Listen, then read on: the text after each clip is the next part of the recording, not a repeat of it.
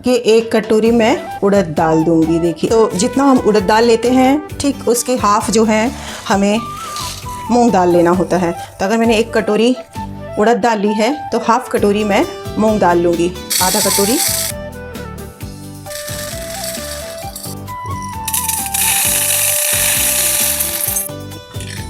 इसमें तो दालों को एक दो बार हम अच्छी तरह से पहले धो लेंगे भिगोने के पहले।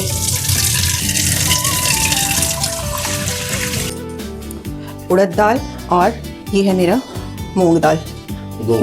हाँ, इसे लगभग 2 घंटा मैं भीगे दूंगी। एक्चुअली जो भिगोए थे ये मूंग की दाल अच्छी तरह से सोख हो चुकी है ये।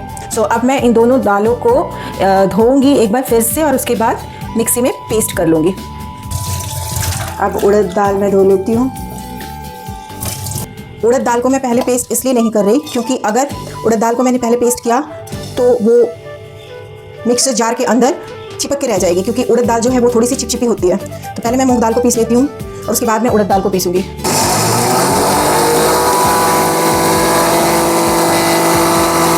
मूंग दाल जो है वो पिस चुकी है। अब उड़द दाल को भी पेस्ट कर दूंगी। अच्छा, याद रखिएगा जब हम दालों को पेस्ट कर रहे हैं तो हमने जितना कम हो उतना पानी यूज़ करना है, क्योंकि इसके बाद हमने भल्ले जो हैं, दही बड़े जो हैं, उन बड़ों को फ्राई भी करना है। तो अगर हमने बहुत ज़्यादा पानी दे दिया तो इससे भल्ले जो है वो किसी शेप में आ ही नहीं पाएंगे। So it is very important to note कि हमने पानी तभी यूज़ करना है अगर ज़रूरत पड़े तो मैं देख रही हूँ यहाँ पे कि अभी भी क्या मुझे पानी की ज़रूरत है या नहीं। अभी तक नहीं है।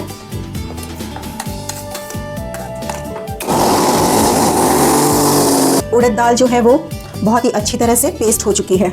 याद रखिए, हमें दोनों ही दालों को बहुत अच्छे से बिल्कुल फाइन पेस्ट करना है, क्योंकि हम जितना फाइन पेस्ट करेंगे हमारे भल्ले उतने ही सॉफ्ट और क्रीमी से फील होगा।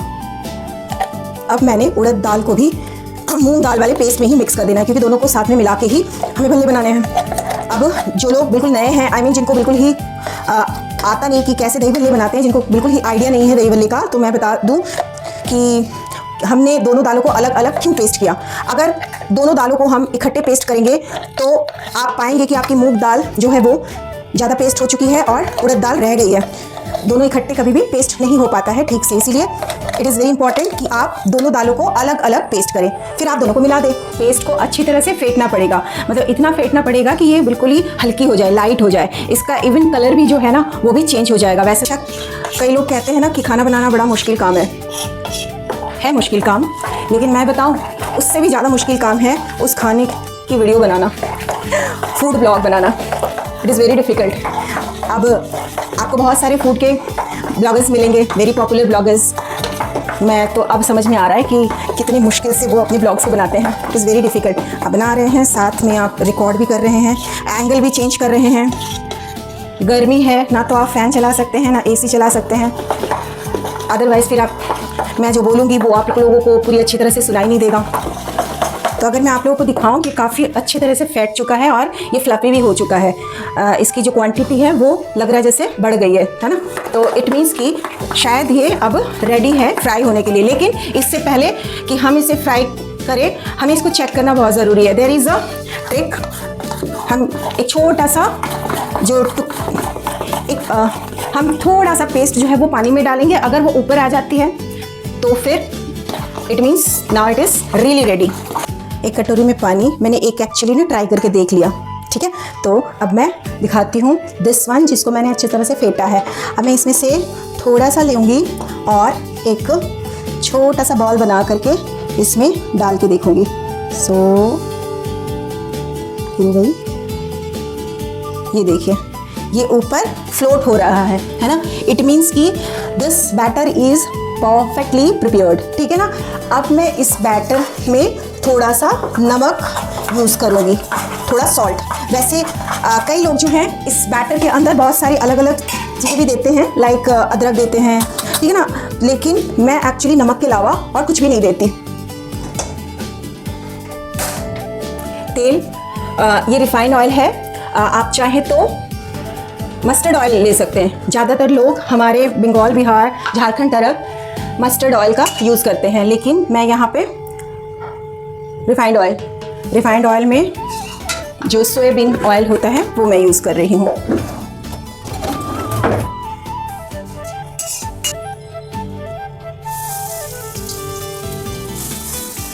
याद रखिए फ्लेम जो है वो लो टू मीडियम में ही रहेगा, आपने ज़्यादा फ्लेम को ना बढ़ाना नहीं है, वरना फिर भल्ले जो हैं वो ऊपर से तो लाल हो जाएंगे लेकिन अंदर से कच्चे रह जाएंगे। अच्छा, आप देख रहे हो मैं जो भल्लों की जो शेप है वो मैं गोल गोल डाल रही हूँ।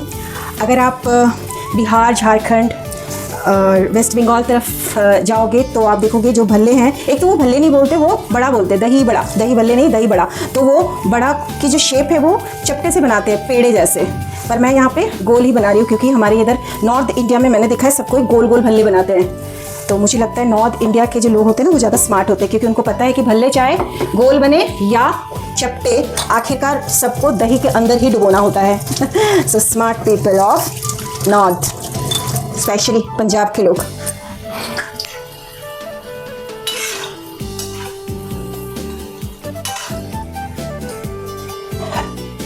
सो भल्ले जो हैं वो बन चुके हैं एक ट्रिप, तो अब मैं इनको निकाल लेती हूँ प्लेट में।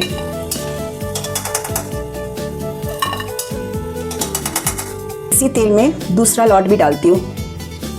तो ऐसे करके मैं सारे भल्ले जो हैं फ्राई कर लूँगी।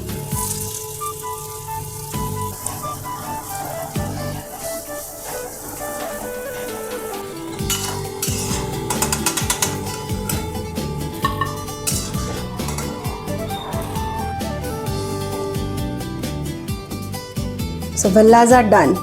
इन सारे भल्लों को मैं इस पानी में बड़े प्यार से डाल दूंगी। तो अब मैंने इनको पलट दिया। सो नीचे वाले भल्ले ऊपर आ गए और ऊपर वाले जो हैं वो नीचे चले गए। ऐसे करके हम इनको कुछ देर के लिए छोड़ देंगे, थोड़ा फूलने के लिए। सारे भल्ले जो हैं वो बहुत अच्छी तरह से पानी में डूब के फूल चुके हैं। तो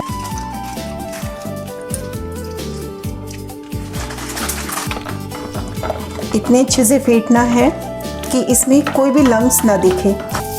अब मैं इस दही को थोड़ा मीठा करूँगी।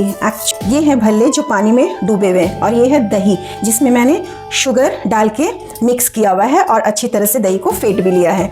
अब इन भल्लों को मैं स्क्वीज़ करूँगी ताकि इसके अंदर का पानी निकल जाए और मैं दही के अंदर डालती जाऊँगी।